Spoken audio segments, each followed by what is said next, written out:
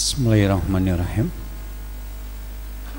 Assalamualaikum warahmatullahi wabarakatuh. Alhamdulillahirabbil alamin wassalatu wassalamu ala asyrofil anbiya'i wal mursalin wa ala alihi washabbihi ajmain amma ba'du. Usikum wa nafsi bitaqwallahi faqad fazal mu'minun al-muttaqun as-sadiqun.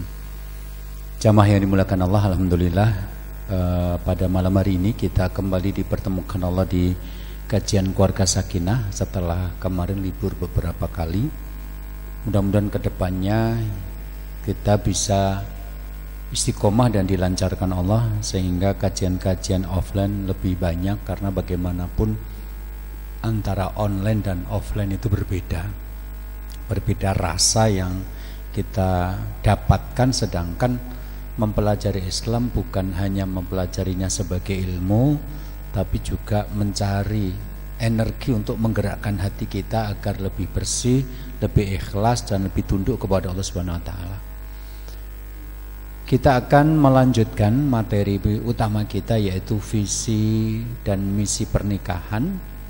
Kemarin kita sudah membahas bahwa visi kita di dunia adalah untuk menjadikan anggota keluarga sebagai qurratul a'yun dan juga menjadi imam bagi orang-orang yang bertakwa, sedangkan visi akhiratnya adalah masuk surga dan menghindari neraka.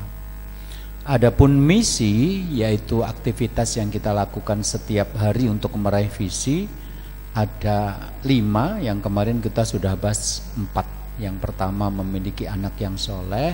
Yang kedua, menundukkan mata dan menjaga kemaluan. Yang ketiga, berbagi peran antara suami dan istri. Kemudian yang keempat, mendewasakan diri dengan masalah-masalah yang ada. Dan yang kelima ini adalah meraih sakinah. Jadi kalau di dalam perjalanan hidup manusia itu nanti menemukan banyak sekali masalah, maka masalah-masalah itu menjadi tidak terlalu mengganggu kalau kita bisa menjadikannya sebagai sarana untuk mendewasakan diri seperti yang kemarin sudah kita bahas, dan kalau kita bisa menemukan jawaban-jawaban yang tepat atas masalah itu. Kenapa? Karena jawaban yang tepat akan membuat kita merasa nyaman, merasa puas. Dan kalau kita kembali kepada pengertiannya, maka sakinah itu adalah ketenangan batin yang muncul setelah kita menyelesaikan masalah. Jadi kalau waqor itu adalah ketenangan batin yang muncul karena perilaku yang bisa kita atur. Misalnya Anda mendapatkan panggilan azan, kemudian berjalan ke masjid dengan pelan, tidak tergesa-gesa, ambil air wudhu juga dengan tertib, kemudian gerakan sholat juga diusahakan tumakninah dan juga pelan-pelan. Maka kehati-hatian di dalam bergerak ini itu akan menimbulkan perasaan nyaman. Nah, nyaman karena gerakan-gerakan yang teratur ini namanya al-waqar. Sedangkan sakinah itu adalah ketenangan yang ada dalam hati kita setelah kita menyelesaikan masalah.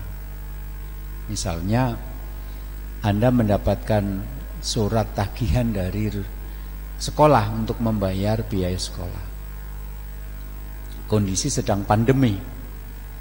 Kemarin headline di Solo Post beberapa hari yang lalu adalah makin miskin saat pandemi. Jadi ketika pandemi ini ternyata semakin banyak orang yang miskin. Anda merasa menjadi gelisah karena nanti kalau nggak bayar SPP, anaknya tidak boleh ikut ujian. Tetapi kalau bayar juga nggak ada uangnya. Anda ngobrol dengan istri, kemudian kesimpulannya besok datang ke sekolah. Sampaikan kepada pihak sekolah kondisi yang sebenarnya. Begitu sampai di sekolah, Anda menyampaikan bahwa maaf, bukan saya menghindari kewajiban, saya berkewajiban untuk membayar biaya sekolah anak saya, tapi bagaimanapun kondisi sekarang sedang seperti ini, saya minta penangguhan. Ya, sekolah bisa mengerti, kemudian mengatakan, ya Bapak, yang penting Bapak bisa menerima. Kemudian soal Bapak nanti kapan melunasinya, kita bisa nunggu kok Pak, karena masih ada sampai bulan Mei nanti. Kemudian juga ini kondisi yang tidak hanya Bapak alami, tapi juga semua orang mengalami seperti ini. Jadi intinya Bapak menyanggupi untuk membayar, soal pembayarannya bisa ditangguhkan sampai beberapa bulan ke depan. Anda merasa masalahnya sudah selesai. Anda pulang ngomong sama istri, alhamdulillah untuk pembayaran sekolah bisa sampai bulan Mei. Terus kemudian muncul perasaan plong gitu ya. Nah, perasaan plong seperti ini itu namanya sakinah. Jadi sakinah itu adalah perasaan yang diperoleh seseorang, pemberian dari Allah, ketika dia bisa menghadapi masalah dalam hidupnya. Ya, Anda terlalu tampan, saking tampannya banyak perempuan yang tertarik untuk menjadi istri Anda. Itu menciptakan masalah. Kemudian Anda mencoba untuk memilih di antara yang ada itu, siapa ya yang akan saya pilih jadi istri. Kemudian Anda mendapatkan hadis yang mengatakan fatfar bidati din taribat yadak. Pilihlah istri itu karena agamanya, maka kamu akan beruntung. Nah, dari perempuan-perempuan yang ada, Anda coba mengecek bagaimana mereka memahami agama, bagaimana mereka menjaga kehormatan diri dari godaan laki-laki yang lain. Anda bertanya kepada teman-teman atau tetangga, sampai akhirnya muncul satu nama, Aisyah. Sudah, yang lain Anda abaikan, saya ngelamar Aisyah. Kemudian plong. Nah, plongnya itu adalah sakinah. Jadi dari sini maka konsep menikah yang memang hasilnya melahirkan sakinah, itu berarti adalah konsep tentang orang-orang yang berani menghadapi masalah. Orang-orang yang nanti dalam hidupnya ada masalah memang siap untuk menghadapi masalah itu, untuk mencari solusi bareng-bareng, dan disitulah sakinah akan diperoleh. Maka nanti kalau ada orang menikah, setiap kali ada masalah nggak pernah dibahas, setiap kali ada masalah malah ditinggal pergi, diabaikan, yakin tidak akan muncul sakinah. Karena sakinah pengertiannya adalah perasaan yang tenang setelah selesainya masalah, setelah ketakutan, kekhawatiran itu berlalu, maka muncullah sakinah. Dua ayat ini mengajarkan kepada kita bahwa sakinah itu salah satunya disebabkan oleh kita berpasangan, ya. Wa min ayatihi an khalaqa lakum min anfusikum azwajan litaskunu ilaiha. Dan di antara ayat-ayat Allah adalah menciptakan untuk kalian makhluk dari jenis kalian sendiri sebagai pasangan agar kalian mendapatkan sakinah kepadanya. Sedangkan surat Al-A'raf mengatakan walladzi khalaqakum min nafsin wahidah, dialah Allah yang menciptakan kalian dari satu jiwa, wa ja'ala minha zaujaha, kemudian Allah menjadikan pada satu jiwa itu pasangannya, liyaskuna ilaiha, agar satu jiwa atau Adam itu mendapatkan sakinah kepada pasangannya. Jadi dua ayat ini menunjukkan bahwa berpasangan dalam konteks Islam berarti menikah adalah salah satu sarana untuk mendapatkan sakinah. Ya, jadi kita menikah itu untuk mendapatkan sakinah, salah satu misinya. Jadi sekali lagi, kalau ini yang kita pahami, maka kita mencari pasangan yang mau menghadapi kenyataan, mau menghadapi bahwa hidup ini banyak masalah, dan siap untuk bersama-sama mencari solusi atas masalah itu. Jadi jangan mencari pasangan yang menimbulkan masalah, jangan cari pasangan yang pengecut, setiap kali ada masalah dia pergi menghindar. Ya. Ini adalah perkataan Imam Ibnu Qayyim al-Jauziyah di dalam kitab beliau, yaitu Madarijus Salikin. Beliau mengatakan wa aslus sakinati ya at-tuma'ninatu wal waqar. Akar dari sakinah adalah ketenteraman dan ketenangan. Wa sukunu ladzi yunziluhu Allahu fi qalbi 'abdihi 'inda tirabihi min syiddatil makhawif. Sakinah adalah kenyamanan yang yunzilullahu fi qalbi abdihi, diturunkan Allah ke dalam hati hambanya inda tirabihi min syiddatil makhawif, ketika dia terguncang akibat beratnya masalah yang menakutkan. Jadi dari pengertian ini, sakinah itu diturunkan Allah ya ke dalam hati seorang manusia atau hambanya ketika dia menghadapi masalah yang berat, yang menakutkan. Nah, ketika dia menghadapi masalah itu, kemudian dia menemukan solusi, akhirnya muncullah rasa tenang dalam hidupnya. Maka tenang setelah menghadapi beratnya masalah, itulah yang dimaksud dengan sakinah. Ya. Oke. Ketika sakinah ini nanti turun dalam diri seorang hamba, ya, wa yujibu lahu ziyadatul iman wa quwwatal yaqini wasabat. Hal ini atau sakinah yang muncul ini akan mewajibkan bertambahnya iman, kekuatan yakin dan keteguhan. Artinya sakinah itu terakumulasi, terkumpul. Ya, hari ini kita sakinah, besok sakinah, besok sakinah, besok sakinah, besok sakinah, besok sakinah. Lama-lama akan berkumpul, itu akan membuat dia semakin beriman, semakin semakin kuat imannya, kemudian semakin yakin dan semakin teguh dalam memegang prinsip. Misalnya tadi ketika saya menikah, memilih pasangan yang agamanya bagus. Setelah itu ternyata Anda tidak kecewa dengan pilihan itu.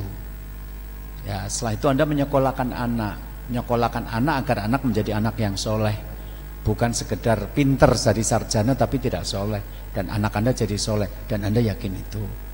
Ketika Anda kemudian meyakini rezeki Allah yang mengatur, maka pada saat Anda jatuh secara ekonomi tidak berpikir untuk berbuat jahat, karena dalam pemahaman Anda perbuatan jahat tidak akan merubah jatah rezeki. Terus Anda lakukan konsep-konsep hidup dengan keyakinan seperti ini, kok yang Anda rasakan hidup enak-enak saja. Maka semakin lama orang beriman itu akan semakin kuat keimanannya, karena keberhasilan dia menyelesaikan masalah itu menambah kekuatan iman, sehingga dia lebih sanggup menghadapi masalah yang lebih berat. Ya. Tapi kalau orang yang memang tidak menemukan sakinah di dalam hidupnya, tentu saja nanti maido. Nyatanya aku sholat seprono seprene, ya usahaku ora lancar, besok kegedo sithik wis ora sholat. Tapi bagi yang sholatnya menemukan ketenangan, oke, ekonomi saya nggak lancar, tapi hati saya tenang, saya bisa berpikir jernih. Dalam keadaan ekonomi tidak lancar, saya tidak berpikir untuk berbuat jahat, menipu pelanggan, menjual bahan palsu, menjual daging yang mati kemarin, atau menambahi formalin agar awet. Nggak berpikir begitu. Ya, oke, sekarang kita masuk ke sini. Waladhi anzala sakinata fi qulubil mu'minin. Dialah Allah yang menurunkan sakinah ke dalam hati orang yang beriman. Berarti sakinah di sini adalah pemberian dari Allah. Allah yang menurunkan. Kita hanya mencari penyebab turunnya sakinah itu, yaitu melakukan ketaatan kepada Allah. Tapi yang menurunkan sakinah adalah Allah. Fi qulubil mu'minin, ke dalam hati orang yang beriman. Berarti di sini sakinah itu berhubungan dengan iman. Tidak berhubungan dengan kecantikan atau ketampanan. Jadi kalau Anda nanti punya istri yang paling cantik sedesa, terus Anda hidupnya paling tenang, enggak. Anda punya suami paling tampan sedesa, maka rumah tangga Anda paling sakinah, enggak ada hubungannya secara langsung. Enggak berhubungan dengan kekayaan. Jadi kalau Anda menjadi orang paling kaya di desa itu, maka hidup Anda paling sakinah di desa itu, enggak ada hubungannya. Tidak ada dengan kemasyhuran, ya. Anda jadi orang terkenal, nah karena Anda terkenal maka Anda paling sakinah di antara tetangga-tetangga yang tidak terkenal. Tidak ada hubungannya dengan kesehatan. Kalau Anda atlet nasional, maka Anda akan sakinah karena yang lain olahraga jarang. Tidak ada hubungannya. Di sini Allah mengatakan sakinah itu berhubungan dengan iman. Walladzi anzala sakinata fi qulubil mu'minin. Dialah Allah yang menurunkan sakinah ke dalam hati orang yang beriman. Jadi kalau Anda ingin mewujudkan keluarga yang sakinah, berarti rumah tangga Anda harus terdiri dari orang-orang beriman. Bahkan ketika membicara tentang surga dan neraka sebagai tujuan akhir dari pernikahan, apakah nikah itu nanti masuk surga atau masuk neraka, itu panggilannya kepada orang beriman. Ya ayyuhalladzina amanu wahai orang yang beriman, ku anfusakum wa ahlikum nara, jagalah diri dan keluargamu dari neraka. Bukan ya ayuhan nas, wahai manusia. Bukankah yang butuh selamat dari api neraka itu semua manusia? Tetapi kalau orang yang tidak beriman, bagaimanapun diberitahu juga tidak percaya. Maka yang Allah perintahkan, jagalah diri dan keluarga kalian dari api neraka, itu orang beriman yang mempercayai adanya surga neraka itu. Berarti keluarga Anda nanti kalau orang-orangnya tidak beriman akan sulit untuk mendapatkan sakinah. Anda kerja, seharian kerja ternyata hasilnya tidak banyak. Pulang ke rumah, istri Anda beriman, piye mas leng nyambut gawe? Yes kaya ngene Dik, wis tak upayake supaya nyambut gawe hasilnya gur semene. Ya wis to Mas, disyukuri berapapun banyaknya. Ning gur sithik-sithik. Oh, yang namanya rezeki kan tidak harus berwujud uang Thomas. Badan sehat itu rezeki. Tetangga ngantar makanan itu rezeki. Anak yang tidak minta barang-barang mahal itu rezeki. Jangan tidak punya uang, tapi anak tidak minta barang-barang mahal, istri tidak minta barang-barang mahal, mereka semuanya sehat. Anda tidak punya uang, tapi Anda juga tidak perlu mengeluarkan uang. Jadi rezeki itu bukan hanya soal uang masuk, tapi juga uang keluar. Anda punya uang 10 juta. Oke, banyak. Tapi anak Anda masuk rumah sakit, divonis kanker darah, 2 minggu habis 75 juta. Anda tiba-tiba tombok 65 juta kok. Istri Anda rewel, karena ketika arisan tasnya paling jelek. Kemudian ngomong, Mas, pokoknya aku minta dibelikan tas baru. Malu kalau arisan harus pakai tas yang jelek. Maka Anda harus mengeluarkan uang untuk itu. Lah kalau istri Anda sekarang pakai tas yang ala kadarnya kemarin juga tidak tergoda untuk minta yang baru, maka Anda mendapatkan rezeki loh. Coba, kejadiannya sama. Sama-sama sekolah di sekolah yang sama. Sama-sama berasal dari perumahan yang sama. Nah karena tadi siang terang benderang, bapaknya 2 orang jemput anaknya, sama-sama tidak membawa mantol atau jas hujan. Qadarullah, hujan. Nggak bisa menunggu karena di rumah ada adiknya. Maka kemudian pulang dalam keadaan ya wes lah, kebaca tuh dan cepet sampai rumah dan mandi, kemudian istirahat. Ini orangnya sama, dari sekolah yang sama, pulang ke perumahan yang sama, hujannya hujan yang sama. Sampai di rumah, anak tetangga ternyata masuk rumah sakit. 2 hari di rumah sakit, habis 2 juta.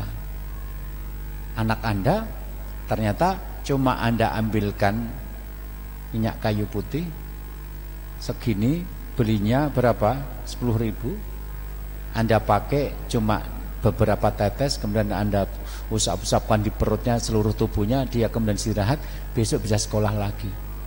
Anak tetangga butuh 2 juta untuk sembuh, anak Anda 2.000 rupiah kok, karena sak botol 10.000 gur tinggal sak pro 5 kok.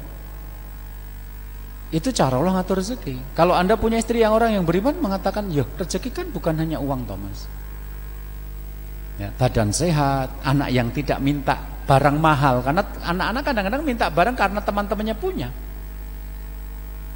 Itu juga rezeki. Dan tiba-tiba Anda merasa tenang, ya wis lah ndek bojo koyo ngene penak. Bandingkan kalau Anda bekerja sudah seharian nyambut gawe, begitu pulang sampai rumah istri Anda mah itu.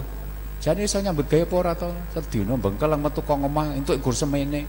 Nek ora ndidit ora usah mulih. Coba Anda ditantang begitu nek saya, ra mulih tenan. Apa dhek paling ayu apa piye dhek gayamen. Ya, ora ngudit rasa mulih, ora mulih tenan. Kenapa? Wis ora ayu, kemayu gitu ya. Kalau ngene mbok opeh ini to Pak, wong menungso miliaran kok milih siji wis salah gitu loh. Ya sudah. Jadi sakinah itu hubungannya dengan iman, bukan dengan ketampanan atau kecantikan, bukan dengan kesehatan, bukan dengan apa keterkenalan, tidak, hubungan dengan iman. Jadi kalau Anda pengen hidupnya sakinah, cari orang-orang beriman, jalani hidup dengan cara orang beriman. Oke. Anna hadza syai'a anzalahu Allah fi qalbi Rasul sallallahu alaihi wasallam wa qulubi ibadiyal mu'minina yashtamilu ala thalathi ma'anin. Sakinah yaitu sesuatu yang Allah turunkan di dalam hati Rasulnya Muhammad sallallahu alaihi wasallam kepada hati hamba-hamba yang beriman mencakup 3 makna. 1 nur, 2 al-quwah, 3 ar-ruh. Jadi sakinah itu yang Allah turunkan ke dalam hati Rasulullah dan orang-orang beriman itu memiliki 3 makna. 1 adalah nur, cahaya. Kenapa Anda kok tenang, sakinah? Karena ada cahaya. Anda yakin inilah hal yang harus saya lakukan. Jadi karena Anda punya cahaya dalam memilih tindakan, Anda tidak terlibat dalam keraguan-raguan. Yang kedua adalah wal quwah. Anda punya kekuatan. Anda punya kekuatan, dan kekuatan itu yang membuat Anda bisa bertahan untuk tetap sakinah meskipun sulit. Apa misalnya? Misalnya Anda mengambil tindakan yang tidak populer. Anda yakin itu benar, tapi yang menjalankan tidak banyak. Misalnya Anda menyekolahkan anak untuk menjadi anak yang soleh, Anda pilih sekolah Islam atau pondok pesantren. Alhamdulillah kalau Karanganyar pondok pesantren banyak. Tapi di luar Karanganyar kadang-kadang pilihan menyekolahkan anak di pesantren itu tidak didukung. Masyarakat tuh kadang-kadang iman-iman. Masa anak pintar sekolah ke pesantren, dari sekolah pesantren yang bodoh-bodoh tok gitu loh. Ya. Jangankan kok tetangga kanan kiri kadang-kadang bayi dhewe rasa setuju putune dilebok ke pesantren. Masa kemen putuku pinter-pinter bae pesantren kok nek mangan yang kono ra enak piye gitu loh. Jadi yang menghalang-halangi Anda nyekolahkan anak di pesantren itu kadang-kadang bukan orang jauh, keluarga Anda sendiri kok, kadang-kadang istri Anda, neneknya anak-anak, bisa jadi budenya. Tapi Anda yakin, aku rasa didik, aku son didik tak didik dhewe nyang omah, wong yang mendikan anak satu kedua orang tuanya kok. Tapi karena saya sibuk, gaji saya cuma sedikit, kemudian saya tidak punya waktu dan tidak punya ilmu, saya titipkan di pesantren. Maaf, itu pilihan yang membuat Anda yakin karena inilah cara mendidik anak yang soleh, diserahkan sama orang yang ahli. Di sisi yang lain, itu pilihan tidak populer. Nah disitulah Anda akhirnya memiliki cahaya. Ini yang benar begini nih. Terus Anda punya kekuatan, ya. Anda tidak terpengaruh oleh komentar-komentar orang yang masuk. Dan kemudian Anda mendapatkan ruh, Anda mendapatkan nyawa atau energi untuk bisa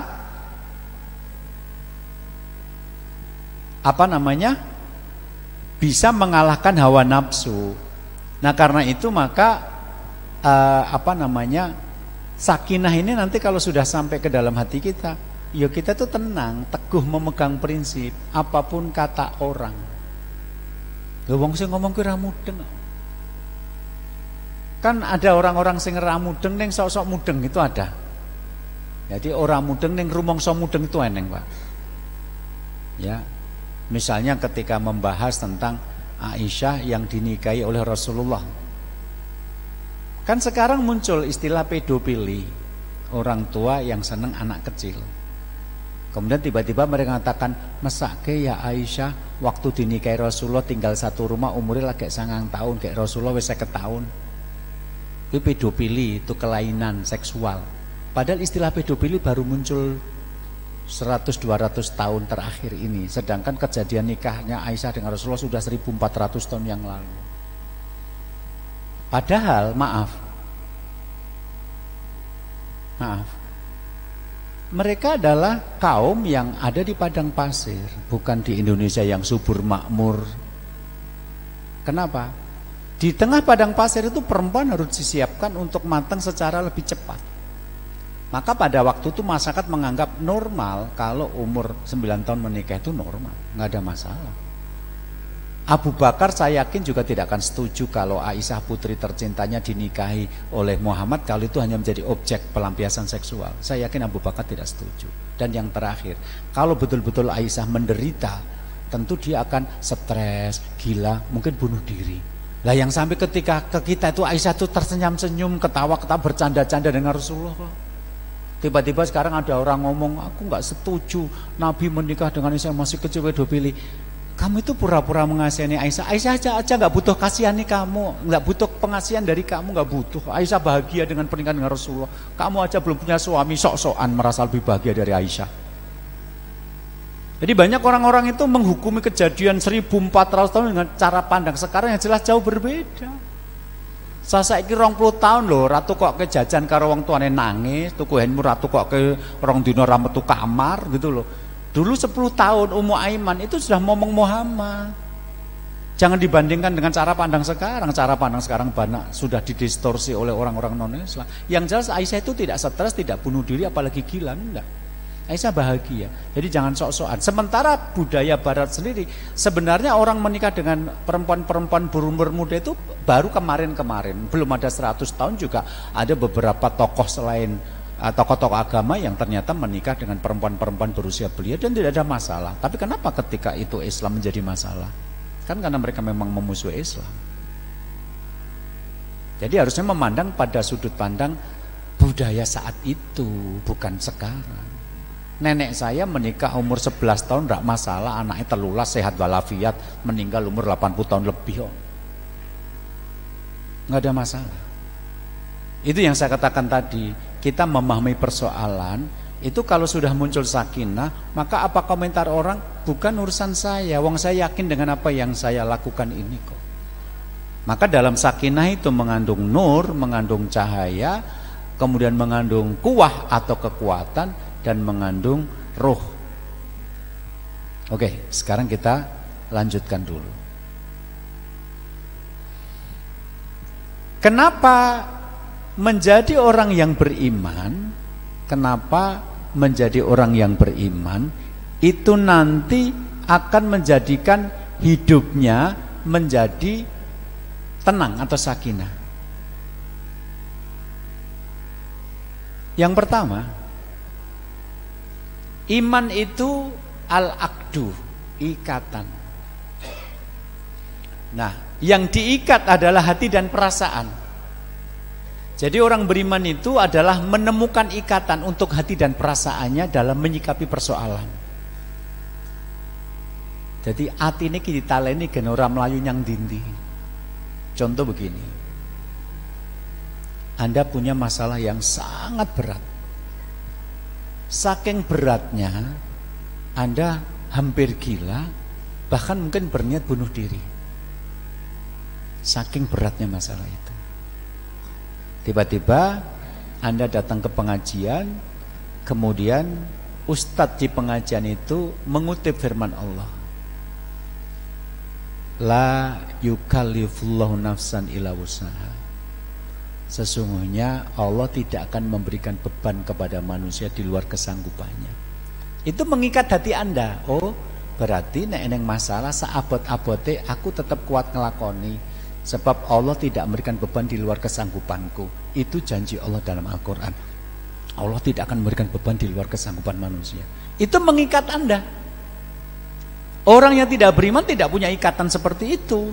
Sehingga nanti dia kalau punya masalah, aku ora iso nglakoni sabut tenan, aku oleh HP mati wae. Karena hatinya tidak ada yang gondeli. Yang gondeli kita adalah kalimat Allah tidak memberikan beban di luar kesanggupan kita. Oke.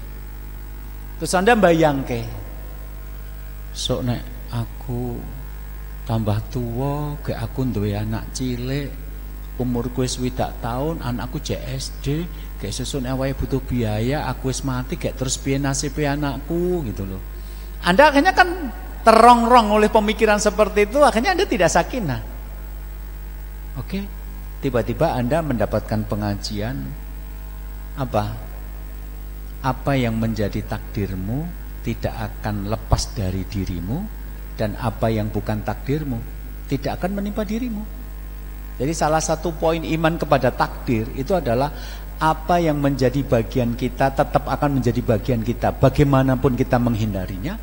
Dan apa yang tidak menjadi takdir kita tidak akan menimpa kita, betapapun dia menakutkannya. Itu membuat hati Anda menjadi tenang. Eneng bundelane meneh. Eneng bundelane meneh. Apa?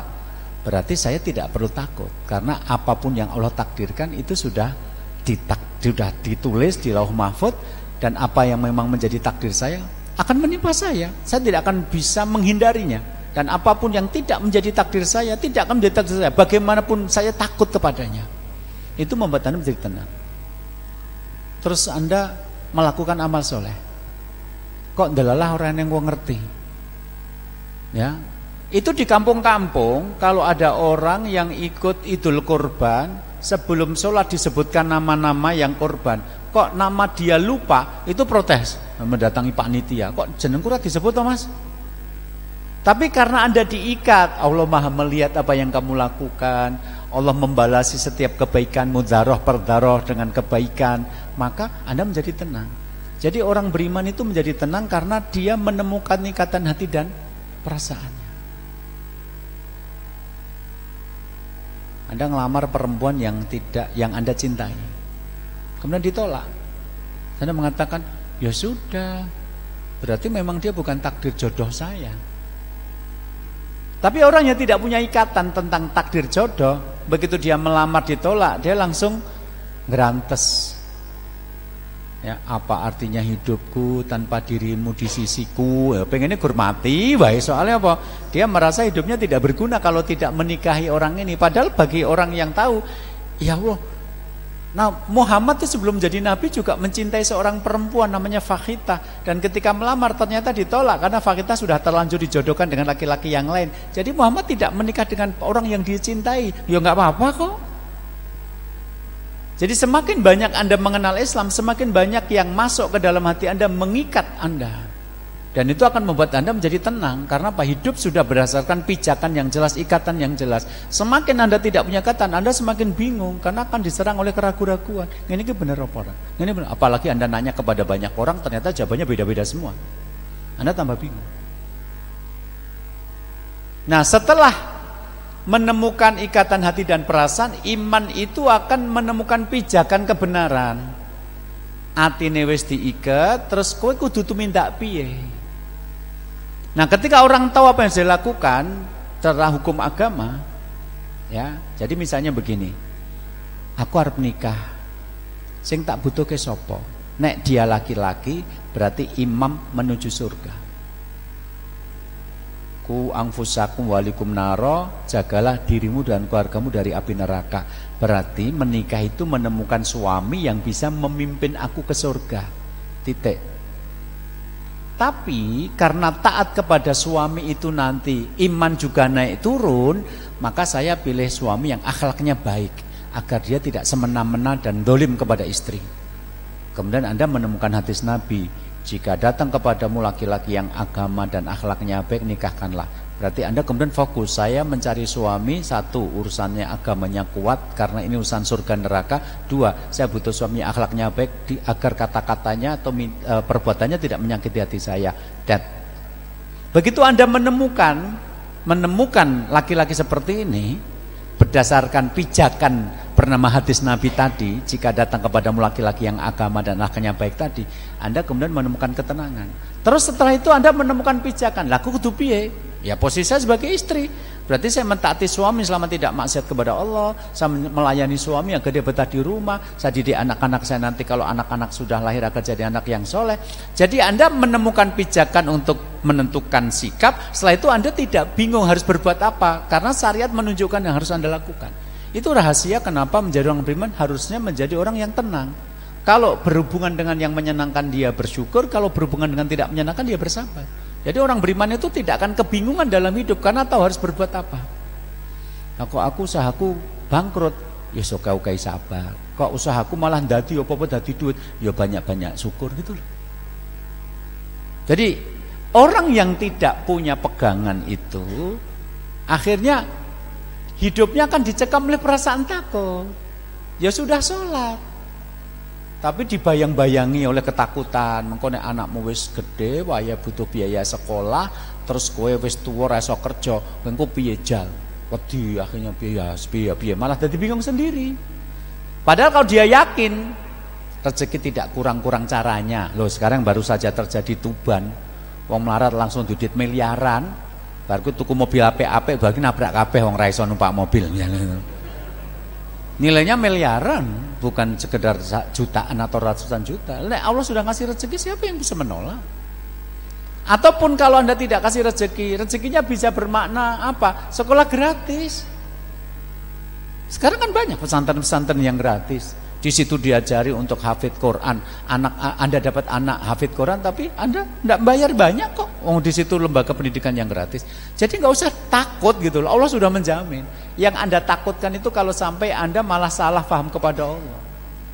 Maka saya pernah sampaikan dalam ceramah saya, yang paling saya takuti kalau anak saya jadi pembohong, tidak sholat, berani sama orang tua, pacaran, nipu uang SPP buat belikan bakso pacarnya, itu saya takut. Tapi selama anak saya sholat, anak saya takut sama Allah, anak saya tidak mabuk, sudahlah, itu urusan Allah. Ihfadillah yahfadka, jagalah Allah maka Allah akan menjagamu. Janjinya begitu. Jadi yang kita takutkan itu kalau anak kita tumbuh menjadi anak yang durhaka, yang tidak soleh. Tapi kalau anak tumbuh sebagai anak yang soleh, Allah nanti yang menjamin dia. Jadi jangan pakai logika semua. Aku wis tua, engko nek wayah anakku butuh biaya, aku ora duwe terus piye mumet dhewe akhirnya. Ya. Engko wayahe eneng kesempatan infak dadi ora sempat, iki nabung demi masa depan anakku kan ngono. Banyak orang-orang yang lebih mementingkan nabung masa depan daripada menabung menjaga hukum-hukum Allah. Jagalah Allah, Allah akan menjagamu. Nabungnya di situ. Jadikan anak-anak Anda sebagai orang-orang yang menjaga hukum Allah, nanti Allah akan menjaga mereka dalam hidupnya. Saya pernah baca kisah itu, ada orang yang sampai mengikuti asuransi 20 tahun untuk masa depan anaknya agar nanti punya biaya pendidikan. Begitu dia mengambil, setelah 20 tahun nabung, dia taruh di rumahnya.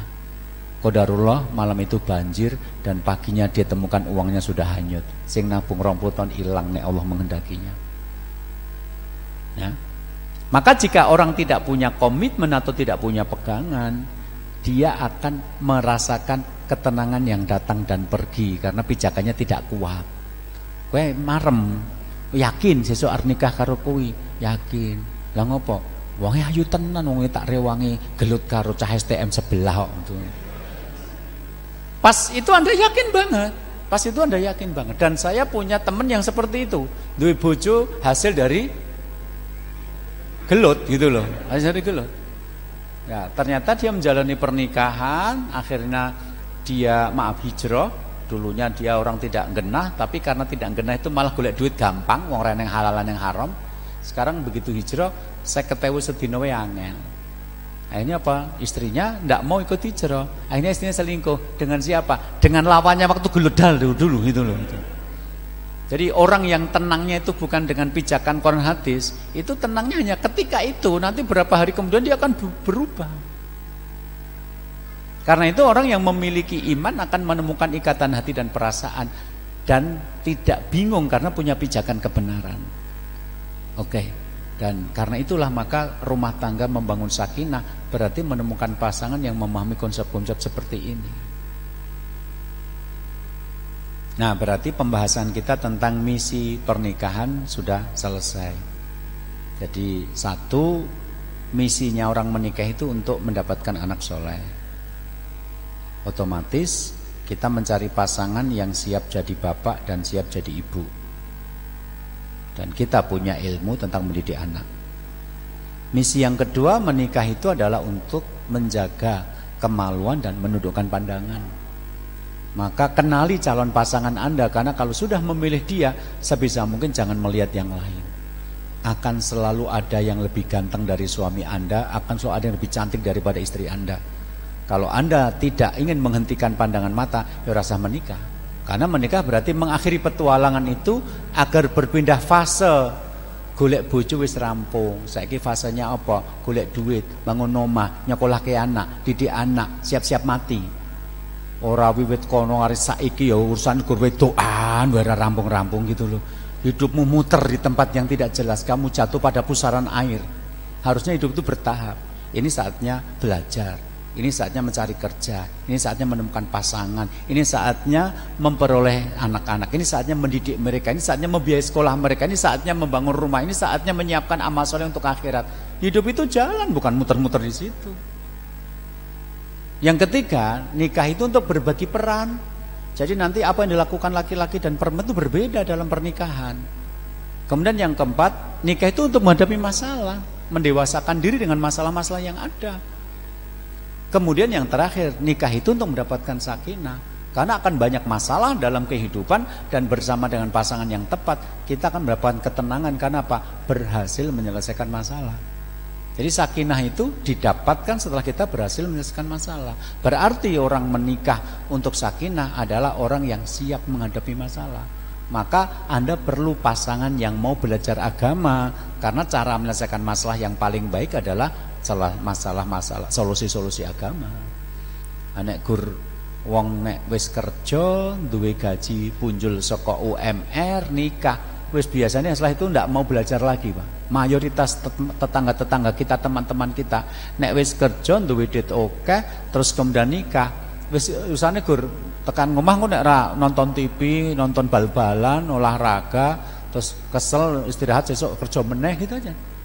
Jarang sekali di antara mereka yang memaksa diri untuk mengikuti kajian-kajian agama, padahal masalah rumah tangga itu butuh ilmu untuk menyelesaikan.